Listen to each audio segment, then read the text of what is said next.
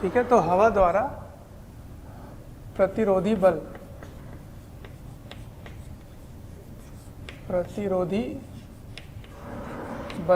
है ना, वायु द्वारा प्रतिरोधी बल, इस पर आप इसको स्टडी कर रहे हैं। ठीक है, देखिए, तो सबसे पहले हम क्या करते हैं, नंबर 1 अनुपात निकाल लेते हैं, क्योंकि अब ऊपर जाने का समय और नीचे उतरने का समय बराबर नहीं होगा, तो अनुपात निकाल के रख लेते हैं। ठीक है, तो नीचे एवं ऊपर जाने का अनुपात, समय का अनुपात,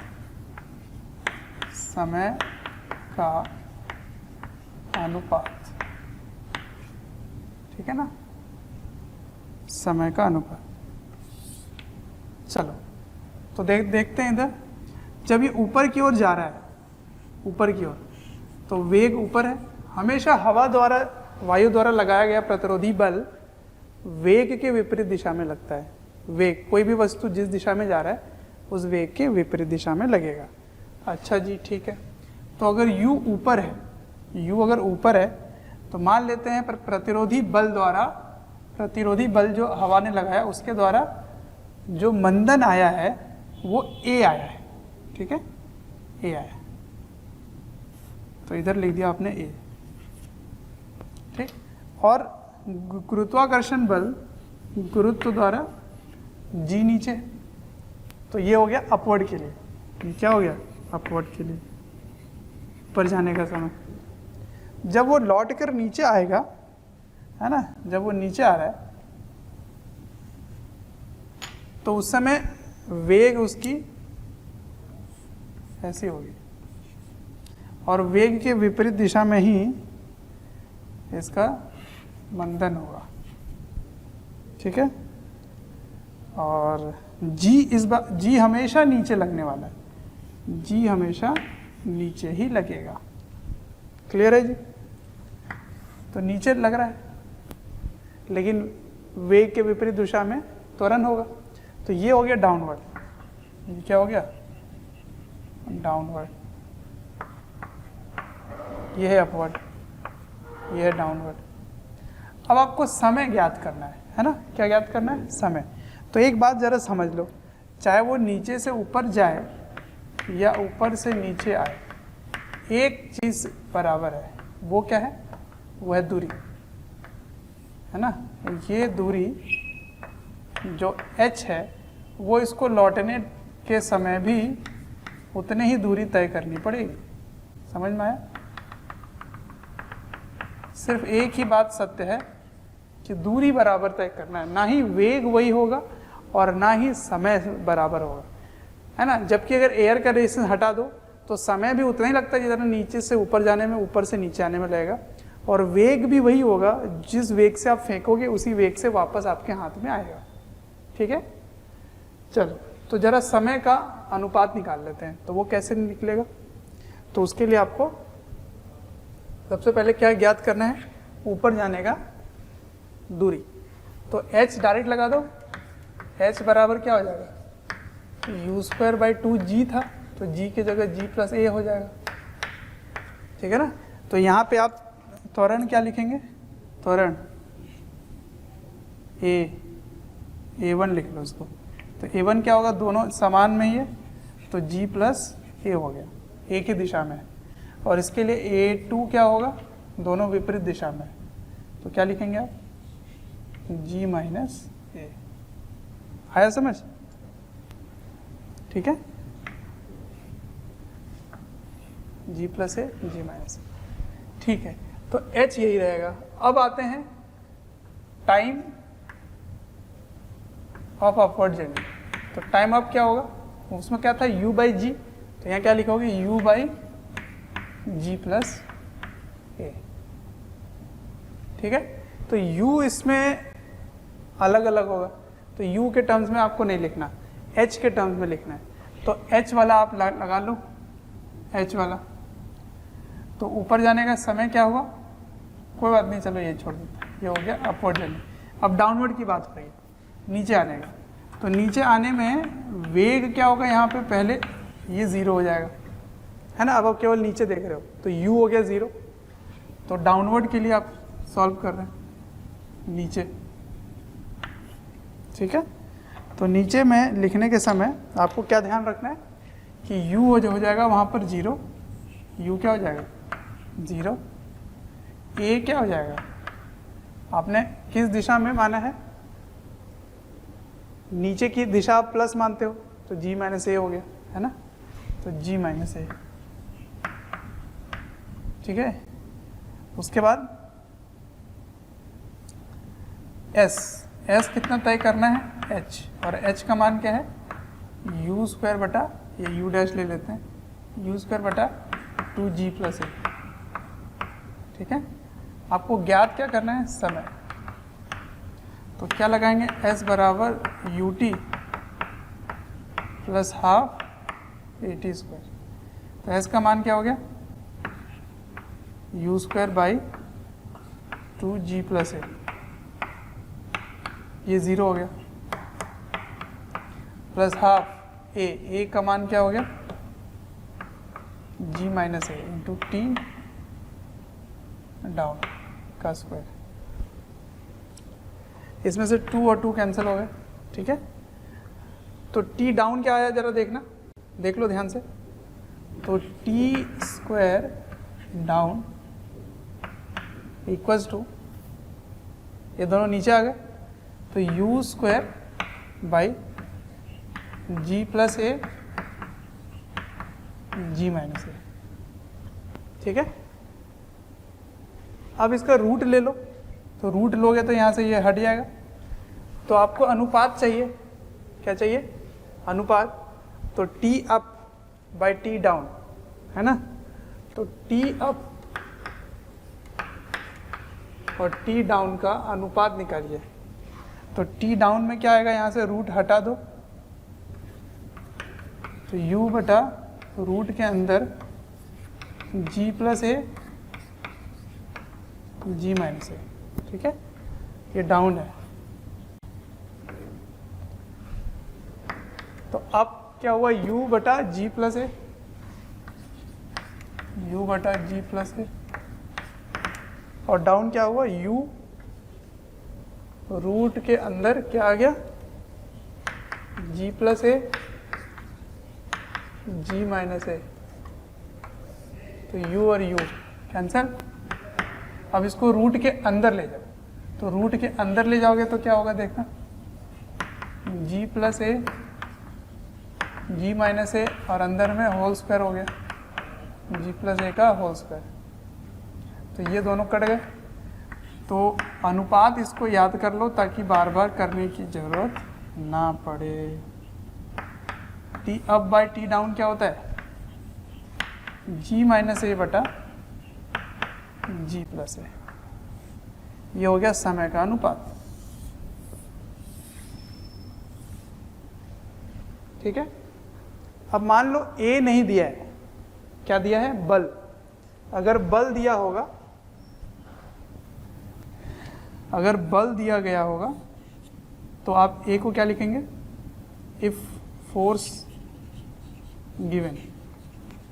कौन सा बल, प्रतिरोधी बल अगर दिया हुआ है तब आप ए को क्या लिखेंगे, एफ बटा एम, ठीक है। तो आप अगले चैप्टर में पढ़ते हैं ये, लेकिन छोटी छोटी बातें याद रखनी चाहिए।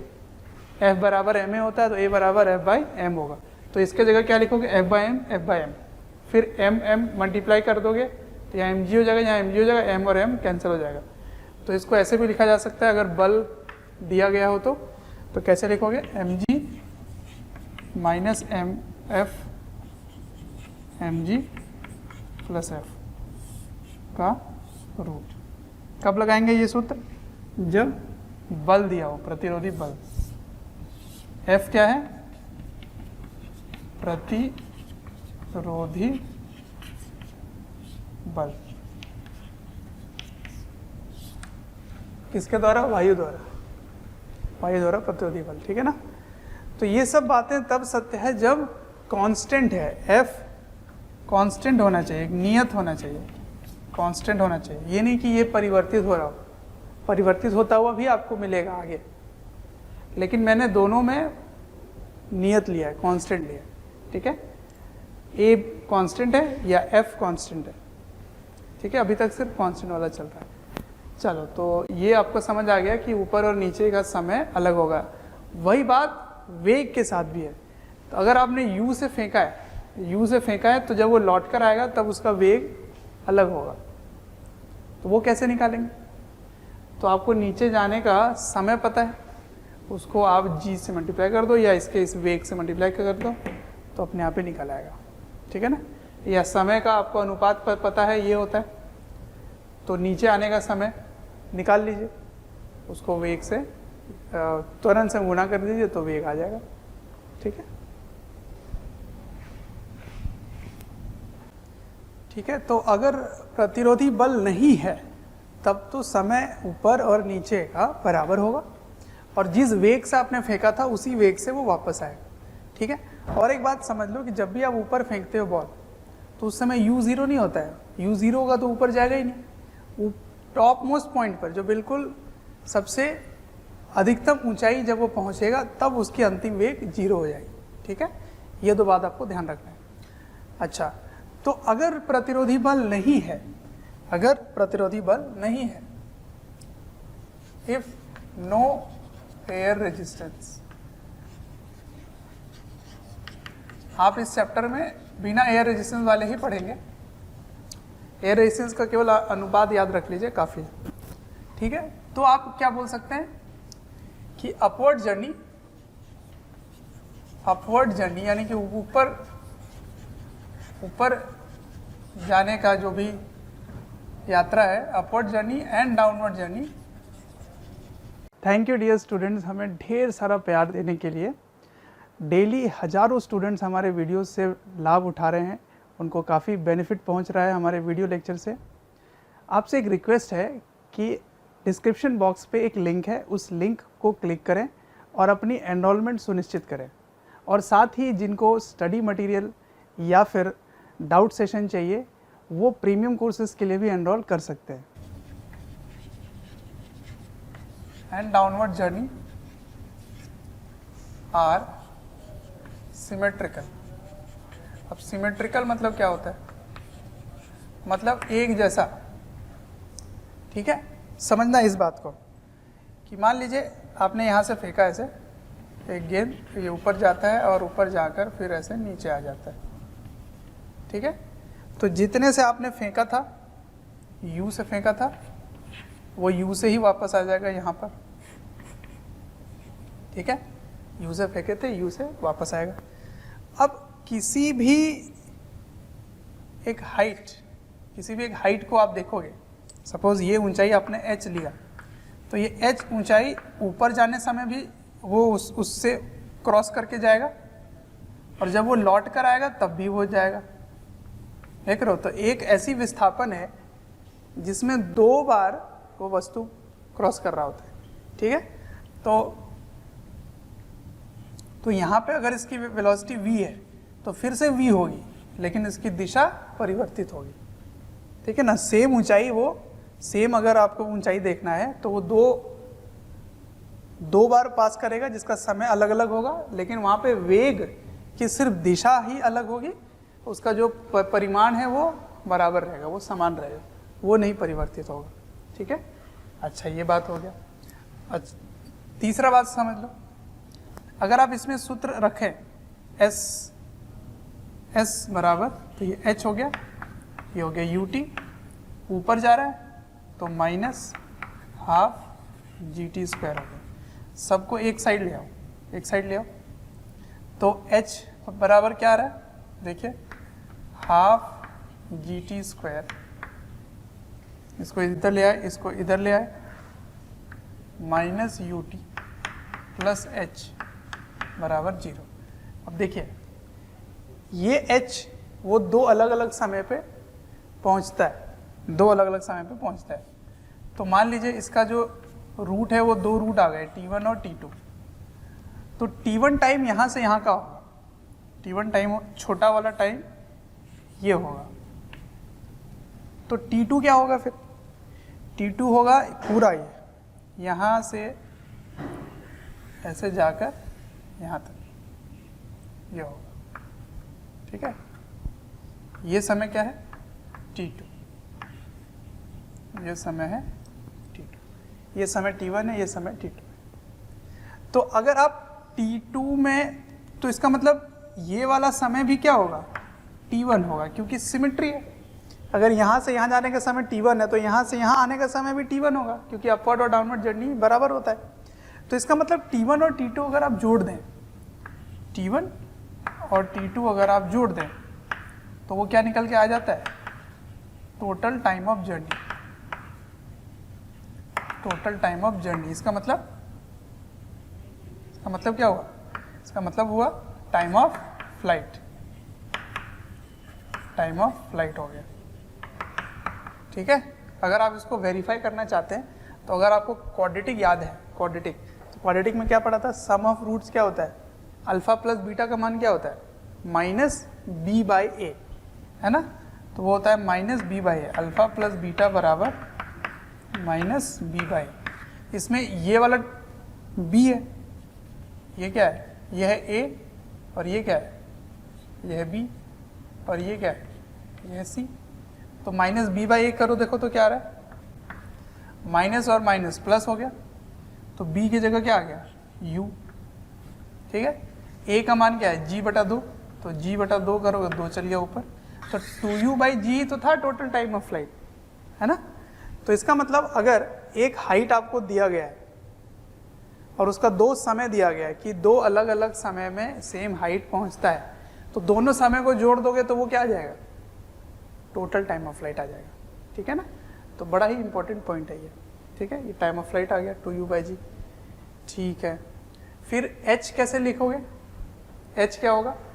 तो एक बात तो इस सम ऑफ रूट्स हो गया, दूसरा आ जाओ product of roots. Product of roots मतलब रूट को आप मल्टीप्लाई कर दो, तो अल्फा इंटू बीटा होता है प्रोडक्ट ऑफ रूट्स। इसका मतलब t1 इंटू t2 करोगे तो क्या होगा? ये अल्फा इंटू बीटा क्या होता था, याद है क्या? अल्फा बीटा बराबर c बाई ए।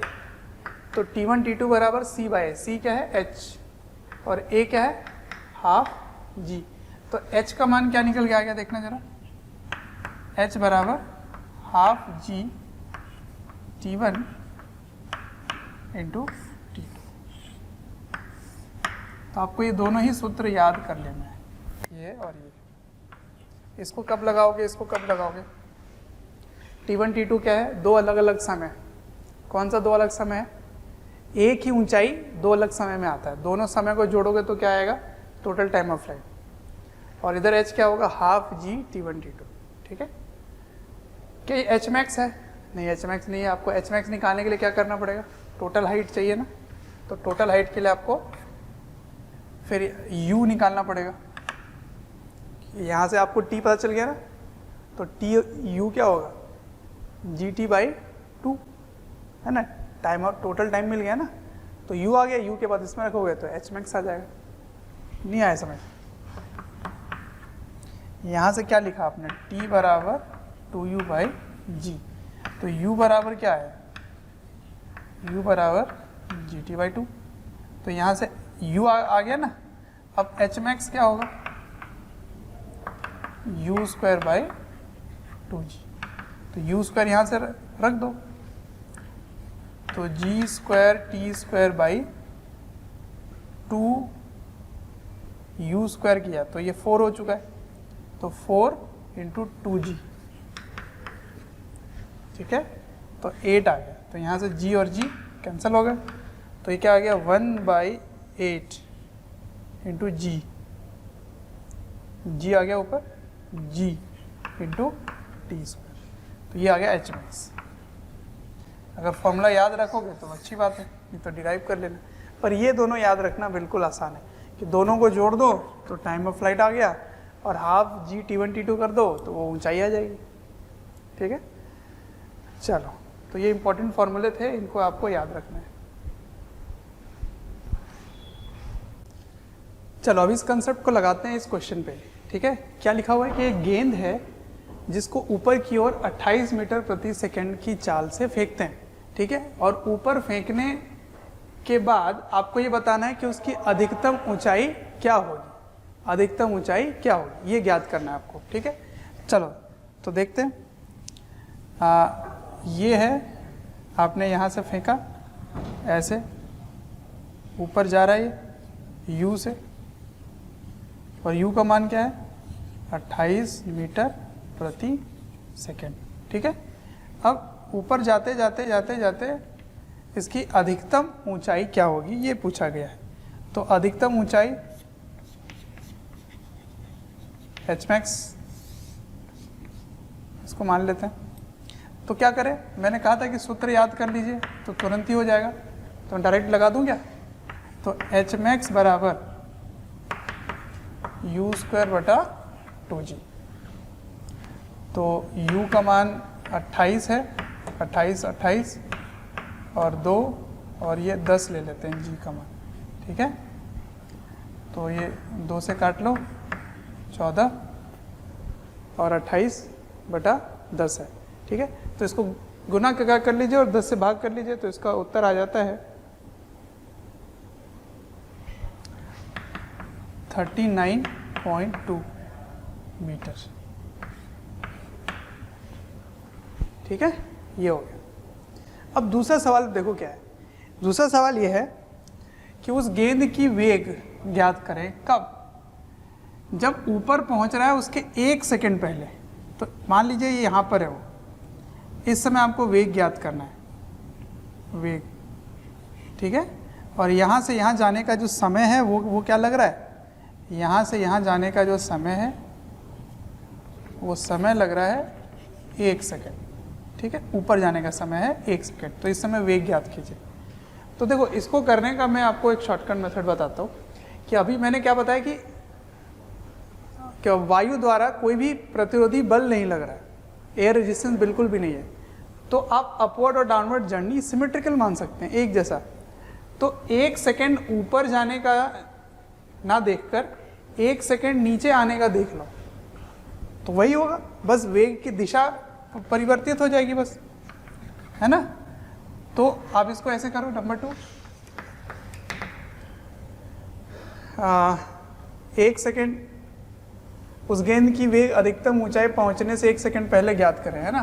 तो 1 सेकंड अपवर्ड,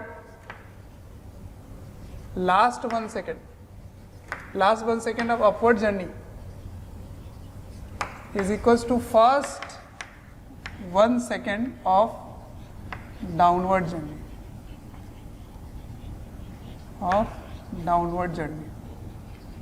ये होता है। ठीक है, तो लास्ट 1 सेकंड के लिए फर्स्ट 1 सेकंड। तो फर्स्ट 1 सेकंड का फायदा क्या है, डाउनवर्ड जर्नी का फायदा क्या है, फायदा ये है कि यहाँ पे वेग हमेशा 0 मिलेगा, तो आप इसको u0 मान सकते हो, इसको u0 मान सकते हो, और g नीचे होगा प्लस। ठीक है, तो यहाँ पे आपको वेग निकालना है। तो v equals to u plus at, a का मान हो गया g। तो v निकालना है आपको, u0 है, g कितना है 10 और समय कितना है 1। तो कितना आंसर आ गया 10 मीटर प्रति सेकेंड। ठीक है, यही चीज़ अगर पूछा जाता है कि डिस्टेंस कितना कवर होता है लास्ट 1 सेकंड में, लास्ट के 1 सेकंड में बताओ दूरी क्या तय होगी। तो लास्ट के 1 second is same as downward journey of first second, है ना। Last 1 second of upward journey is equals to first 1 second of downward journey. अगर मैं तीसरा सवाल ये पूछ देता कि लास्ट 1 सेकंड में दूरी कितनी तय हुई है, दूरी तय। प्यारे बच्चों, जब मैं कमेंट सेक्शन में जाता हूँ तो कुछ ऐसे लाइन हैं, कुछ ऐसे कमेंट्स हैं जो काफ़ी कॉमन है, और वो ये हैं कि सर एक इस चैप्टर का इस टॉपिक के बारे में वीडियो बना दें, या इस टॉपिक को थोड़ा सा इलेबोरेट करके समझा दें। तो प्यारे बच्चों, मैं आपसे रिक्वेस्ट करना चाहता हूँ कि सबसे पहले तो हमारे चैनल को सब्सक्राइब करें और बेल आइकन को हिट करें। इससे क्या होगा कि कोई भी नोटिफिकेशन आप मिस नहीं करेंगे। मैं ये इसलिए कह रहा हूँ क्योंकि जिस टॉपिक के बारे में आप पूछ रहे होते हैं या आप रिक्वेस्ट कर रहे होते हैं, वो हमारे चैनल्स में ऑलरेडी वीडियोज़ हैं। आप अगर चैनल विजिट करेंगे तो प्लेलिस्ट भी बने हुए हैं, और प्लेलिस्ट से आप अपने जो डिमांड है, जो आपके पर्टिकुलर टॉपिक्स हैं, उनको आप विजिट करके पढ़ सकते हैं। कितना हुआ तो लास्ट का 1 सेकेंड आप ऊपर देख रहे हो, तो मैं कह रहा हूँ ऊपर ना देखो, नीचे देख लो। इससे फ़ायदा क्या हुआ? इससे फ़ायदा हो गया कि यहाँ पे u 0 मिल गया, तो फिर क्या लिखोगे? केवल हाफ GT², ut तो 0 हो गया। तो कितना आसान हो गया ये सिमेट्रिकल पता होने से। 10 और t का मान क्या है? 1, तो ये आ गया 5 मीटर।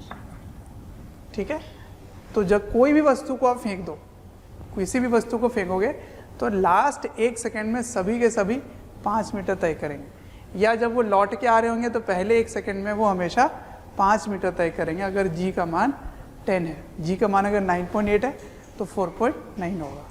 ठीक है, तो ये थी बात। कुछ क्वेश्चंस और देखते हैं और थ्योरी को आगे बढ़ाते हैं। ठीक है,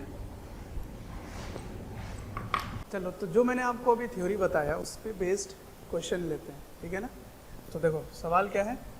सवाल है कि किसी गेंद को आपने यहाँ से फेंका है u वेग से, ठीक है, और वो एक ऊंचाई जो कि h है, h ऊंचाई, ये 2 बार यहाँ से पास करता है।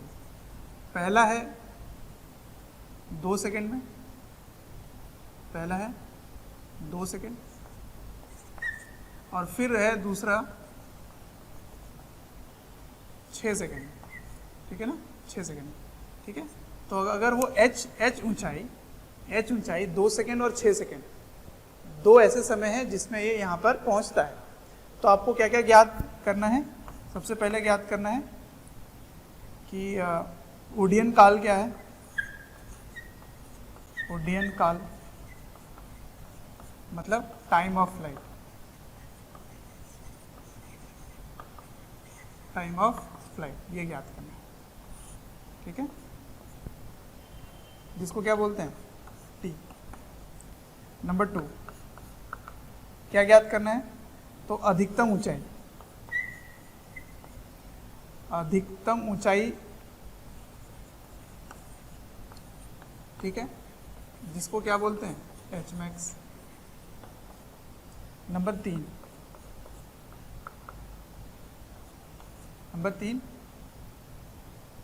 प्रारंभिक वेग u ज्ञात करें, कितने से फेंका था आपने। और नंबर 4 h ज्ञात कीजिए। ये जो h है ना, ये क्या है? ये सवाल है। ठीक है ना, तो देखो ऐसे सवाल अगर पूछे जाएं कि एक ऐसी ऊंचाई है जो 2 अलग अलग समय में पहुंचता है, तो इसके जो थ्योरी है मैंने शॉर्टकट बता रखा है आपको। क्या करना है आपको? सबसे पहला सवाल t क्या होगा? t होगा दोनों का समय जोड़ दो, t1 प्लस t2, तो दोनों जोड़ोगे तो क्या आएगा बताओ? एक है 2 सेकेंड, एक है 6 सेकेंड, तो 8 सेकेंड हो गया। तो 2 + 6 8 सेकेंड। ठीक है, अब आप दूसरा सवाल से पहले मैं तीसरा सवाल में पहले सॉल्व करना चाहता हूँ। तीसरा सवाल का देखो, टोटल टाइम ऑफ फ्लाइट, तो ये भी होता है ना, टाइम ऑफ फ्लाइट का फॉर्मूला ये होता है 2u/g। तो 2u/g का मान क्या है? 8। तो u का मान क्या होगा? 80/2, कितना हो गया वो? 40 मीटर प्रति सेकेंड। ठीक है, हो गया। अब मैं दूसरे पे आता हूँ, एच मैक्स का सूत्र क्या बताया मैंने? u²/2g। बस u पता है आपको, 40 का स्क्वायर 20, तो ये 2 से काट दो, 80 मीटर। तो 80 मीटर क्या है?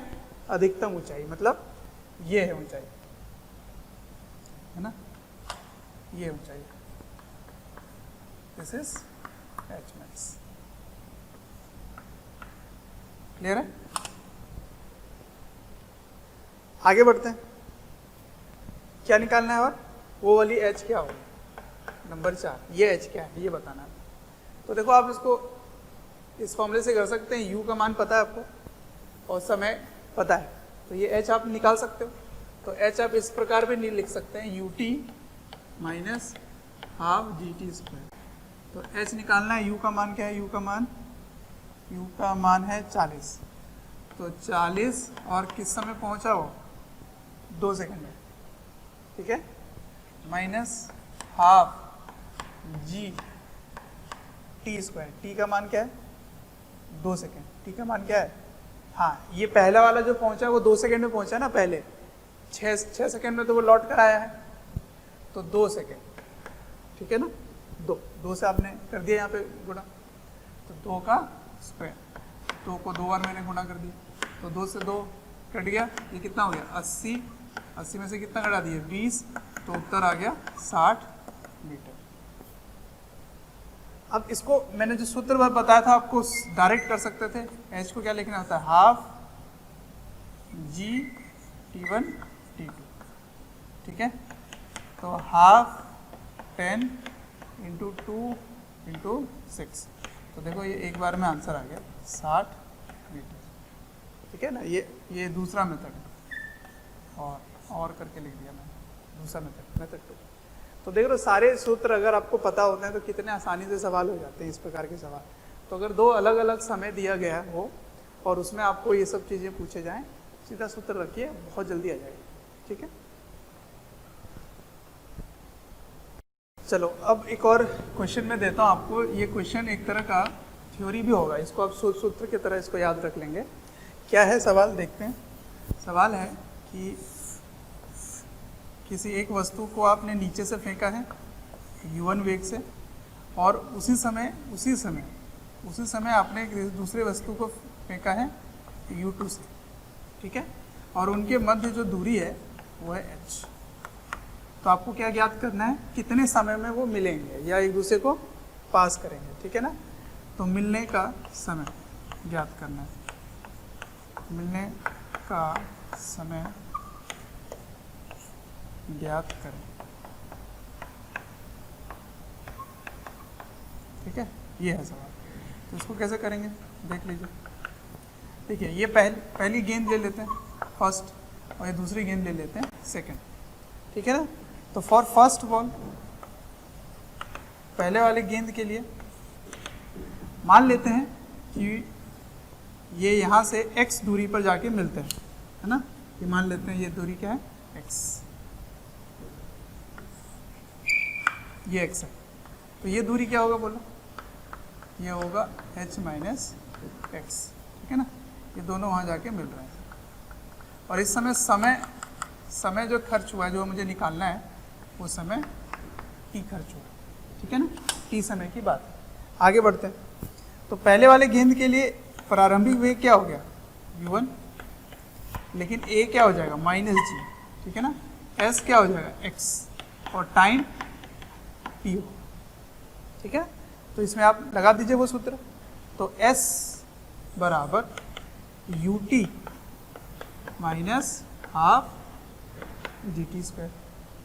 अब सेकंड गेंद के लिए, फॉर सेकंड बॉल, दूसरे वाले गेंद के लिए क्या लिखोगे आप, ठीक है। देखते हैं क्या लिखते हैं। तो इसके लिए u क्या होगा, u2, है ना।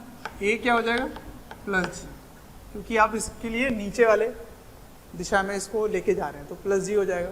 और s का मान क्या हो जाएगा, s का मान हो जाएगा प्लस h माइनस एक्स, और समय उसके लिए भी t लगा, है ना, उसके लिए भी समय t लगा। अब क्या लिखोगे, s equals to ut plus half gt square. ये हो गया दूसरी समीकरण, ये पहली समीकरण। ये दोनों समीकरण को जोड़ दो, तो जोड़ोगे तो इससे x कैंसिल हो जाएगा। लिख देता हूँ यहाँ पर x u1t minus half gt square, ठीक है। ये दोनों कट गए, ये दोनों कट गए, ये और ये, ठीक है ना। तो क्या है उत्तर, देखिए h बराबर u1 प्लस u2, t आपने कॉमन ले लिया, तो t का मान क्या होगा, t का मान होगा h बटा u1 प्लस u2, ठीक है। ये हो गया h।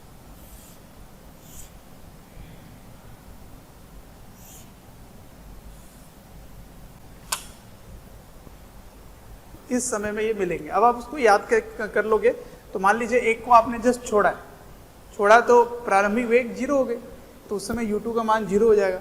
और नीचे से फेंक रहे हो, नीचे से तो 0 होगा नहीं कभी, वरना ऊपर जाएगा नहीं, तो h/u में वो मिलेंगे। ठीक है, तो इसको आप याद कर लेना इस सूत्र को। ठीक, अब अगले प्रकार के एक सवाल की तरफ बढ़ते हैं। इसमें मैं थ्योरी भी देना चाहता हूँ आपको। देखिए, मान लीजिए किसी एक ऊंचे चबूतरे से ऊपर फेंक रहे हैं इसको, है ना, ऊपर फेंक रहे हैं u वेग से, इस प्रकार का कोई सवाल है। तो इसमें ये लौट कर यहाँ नहीं गिरेगा, ये गिर रहा है यहाँ जाकर, है ना, इस जगह जाके गिर रहा है। तो ये दिया हुआ है आपको, ये है h। ठीक है, तो अब आपको बताना है कि यहाँ पहुँचने में कितना समय लगेगा। पहला समय, नीचे गिरने का समय, टोटल टाइम ऑफ फॉल। ठीक है, कितना समय लगेगा उसको यहाँ से यहाँ गिरने में, ये पहला सवाल। ठीक है ना, इसको उड्डयन काल भी बोल सकते हो आप, टाइम ऑफ फ्लाइट बोल सकते हो, उड्डयन काल बोल सकते हो। और दूसरा सवाल है वेलोसिटी, यहाँ क्या होगा, वेग क्या होगा। ठीक है ना, velocity of ball when it hits floor बोल लिख देते हैं। बच्चों, अगर हमारे वीडियोस आपको पसंद आते हैं, आपको हमारी जो मेहनत है वो आपको अच्छी लगती है, तो आप हमारे वीडियोस को ज़रूर लाइक करें और शेयर करें। शेयर इसलिए मैं करने बोल रहा हूँ क्योंकि आपके शेयर करने से ज़रूरतमंद बच्चों तक ये वीडियोस पहुँच सकता है, जिनको एक पर्टिकुलर टॉपिक काफ़ी वीक लग रहा है, या एक ऐसा चैप्टर है जिसके बारे में एक पर्टिकुलर टॉपिक उनको अच्छे से पढ़ना है, तो उन तक पहुँच सकता है ये। अंत में मैं आपसे यही कहना चाहूँगा कि आपके स्नेह, अफेक्शन, प्यार देखकर हमारी पूरी मोशन की टीम काफ़ी मोटिवेटेड है आपको क्वालिटी कंटेंट देने के लिए।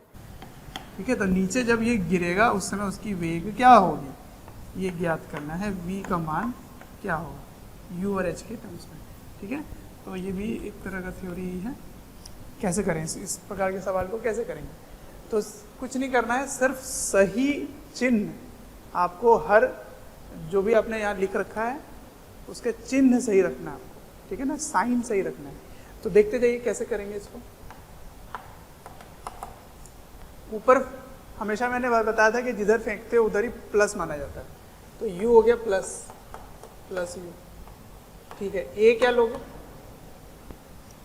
a लेंगे माइनस g, क्योंकि g नीचे है, ऊपर की दिशा को आपने प्लस माना, तो a हो गया माइनस g। अब ये जो s होता है, ये s क्या होता है, ये विस्थापन होता है ना। तो विस्थापन आप देखिए, विस्थापन कैसे देखते हैं, प्रारंभिक और अंतिम स्थिति के बीच मध्य जो दूरी आएगी वही विस्थापन होता है। और दिशा भी आपको देखना पड़ेगा क्योंकि ये एक सदिश राशि है। तो ये ऊपर यहाँ पर था और अंतिम में आपको यहाँ दिख रहा है, हालांकि ऊपर गया फिर नीचे आया, उससे मतलब ही नहीं है आपको प्रारंभिक स्थिति यहाँ दिखी और अंतिम में वो यहाँ दिखा। तो जब आप विस्थापन निकालेंगे तो विस्थापन नीचे की ओर दिखाई देगा, है ना, नीचे की ओर। तो नीचे की ओर को क्या लेते हैं, माइनस। क्यों ले रहे हैं माइनस, क्योंकि ऊपर की दिशा आपने प्लस मान रखा है। ठीक है ना, ऊपर की ओर ऐसे आपने प्लस मान रखा है, तो इसको लिखोगे माइनस h। बस इस सूत्र में रख दो, अपने आप पूरा ये समय जुड़कर आ जाएगा। यही खासियत है इस प्रकार के तरीके से सॉल्व करने का। ठीक है ना, माइनस हाफ GT स्क्वायर, चलो 80 स्क्वायर लिख रहा हूँ, s के जगह लिख दिया माइनस h, u के जगह u, ये हो गया t, ये हो गया माइनस हाफ GT स्क्वायर। ठीक है, अब जब आप इसको सॉल्व करेंगे तो एक क्वाड्रेटिक इक्वेशन बन जाएगा।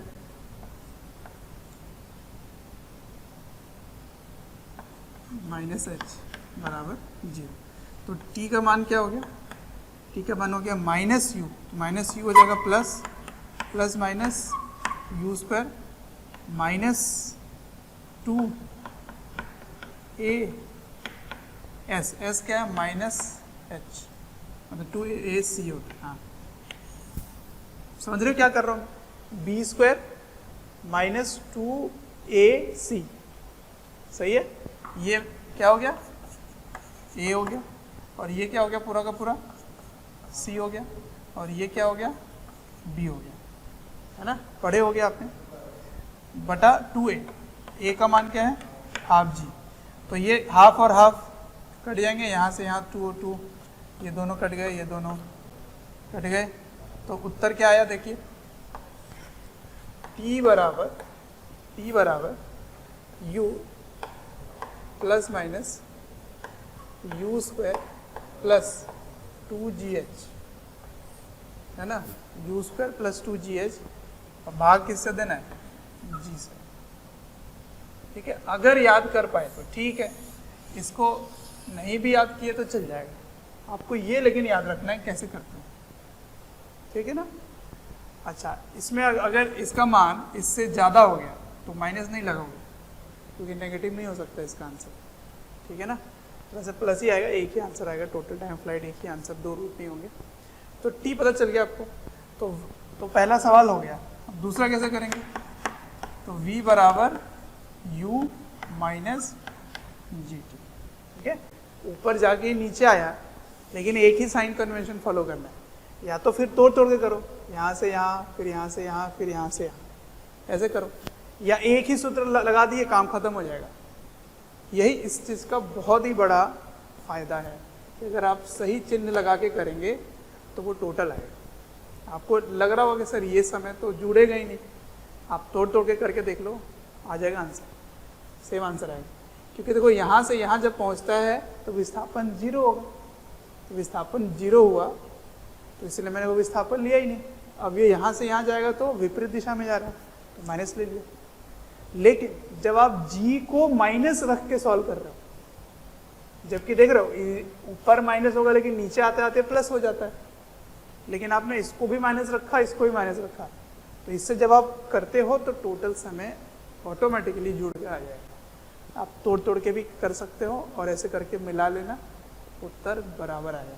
तो मैं आपको बोलूँगा कि हमेशा सही चिन्ह लगा के करो, और जिधर आपने प्रारंभिक वेग रखा है, जिधर फेंके हो उसी दिशा को प्लस मान लो, अपने आप फिर साइन प्लस माइनस सही तरीके से लिखोगे, उत्तर आ जाएगा, बिल्कुल सही आएगा, ठीक है।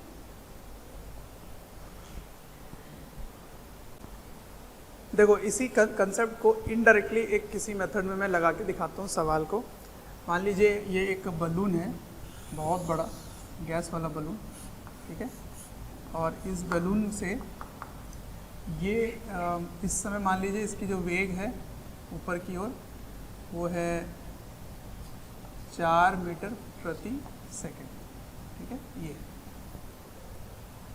और ये 2 मीटर प्रति सेकंड स्क्वायर का त्वरण है जो इस बलून को ऊपर लेके जा रहा है, ठीक है। अब मैं आपको कुछ पहले से ही थोड़ा आसान करके दे देता हूँ सवाल को। मान लीजिए ये जो यहीं से मान लीजिए ये जो दूरी है ये है 100 मीटर, कहाँ से, नीचे ग्राउंड से 100 मीटर की दूरी है। उस समय यहाँ से एक पत्थर कोई यहाँ बैठा हुआ है, उसने पत्थर ऐसे गिरा दिया, ठीक है, ऐसे मान लो, ऐसे कुछ, इसने पत्थर गिरा दिया, ड्रॉप, छोड़ देता है वो ड्रॉप। जब गेंद को उसने छोड़ दिया तो आपको बताना है कि कितने समय वो नीचे जाता है और नीचे ग्राउंड को हिट करता है। Time number 1, time two hit floor, समय ज्ञात कीजिए जब ये पत्थर इस फर्श को, उस ग्राउंड को जाकर मारेगा, हिट करेगा, ठीक है ना, तब बताइए। और दूसरा भी बता सकते हो कि उस समय वेग क्या होगा, वेलोसिटी टू हिट। ये सवाल। तो देखिए इस सवाल से मैं आपको ये भी समझाना चाहता हूँ कि किसी चलते हुए वस्तु से अगर कोई सामान अलग हो जाता है, कोई चीज़ उससे अलग होता है, डिटैच हो जाता है, तो कौन सी चीज़ें उसके साथ एसोसिएटेड रहेगा। क्या उसका जो त्वरण था, मतलब कहने का मान लो एक ट्रेन है या बस है, वो चल रही है, उसमें उसका त्वरण भी है, वेग भी है। तो आप उस बस से, उस कार से, उस ट्रेन से किसी वस्तु को आप ड्रॉप कर देते हैं, छोड़ देते हैं, तो कौन सा चीज़ उसके साथ वही रहेगा जो ट्रेन वाली थी या जो कार वाली थी। क्या वो वेग वही रहेगा, क्या वो त्वरण वही रहेगा, या दोनों। तो इसका उत्तर है त्वरण नहीं रहेगा, केवल वेग रहेगा। ठीक है ना। तो जब भी ये इसको आप ड्रॉप करते हैं तो आपको लगता है कि u 0 लेंगे, आपको ये लगता है यहाँ पे u 0 लेंगे, लेकिन नहीं, गलत हो। आप u वही लोगे जो इस बलून का u है, ठीक है ना।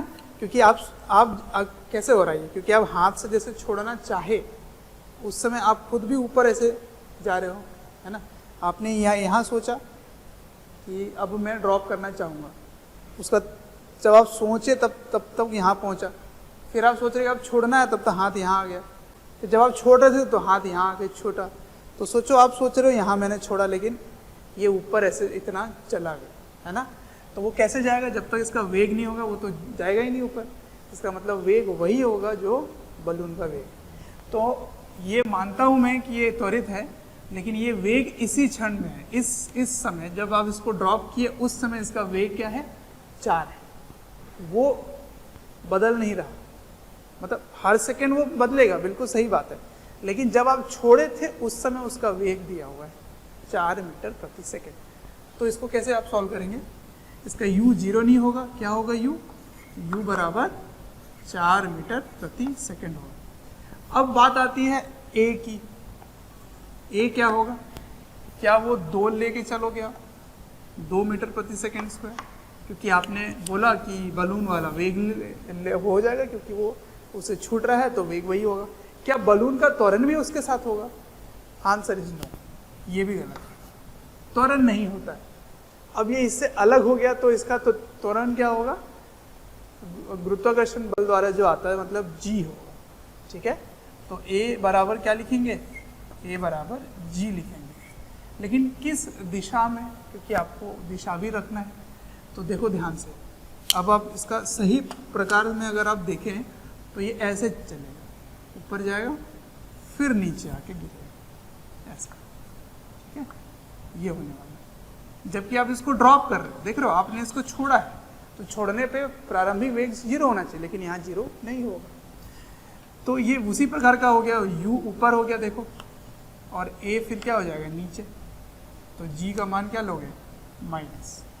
ठीक है, उसके बाद s का मान क्या लोगे, s, ये देख रहे हो नीचे जा रहा है, तो s का मान क्या हो जाएगा, -100। सही है, ये हो गया। ठीक है, मीटर। तो इसी चीज को यहाँ रख दो, देखो सेम टू सेम है, बिल्कुल सेम टू सेम।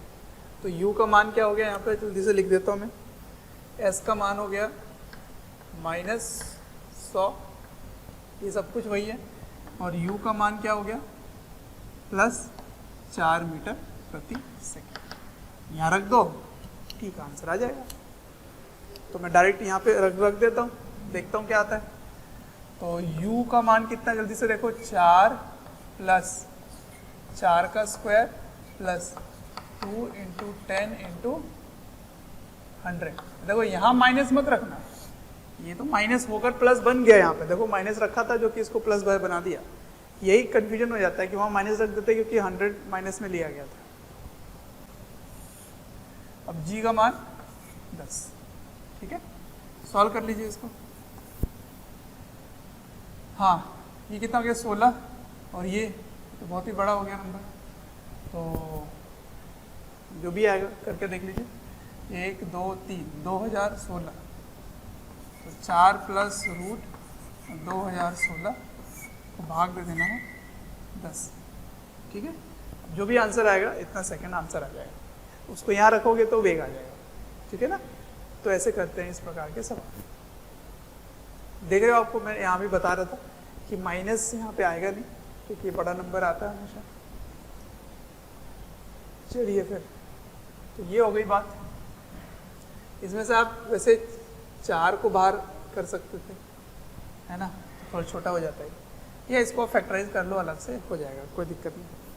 तो मैं इससे समझाना क्या चाह रहा हूँ आपको कि किसी भी चलते हुए किसी वाहन से या वस्तु से कोई वस्तु बाहर निकल जाता है तो सिर्फ उसका वेग जो है वही वो लेगा, ठीक है ना, त्वरण नहीं लेगा, त्वरण उस पर नहीं आता। ठीक, चलिए फिर कोई भी चैप्टर या वीडियोस आपको डिटेल में ईयर लॉन्ग वाले वीडियोस चाहिए और काफ़ी डिटेल में वीडियोस आपको चाहिए तो आपको एक नंबर दे रहा हूँ, टोल फ्री नंबर है, आप इनको कॉल करें और डिटेल में आप बात कर सकते हैं और पूछ सकते हैं। नंबर है 1800-2121-799।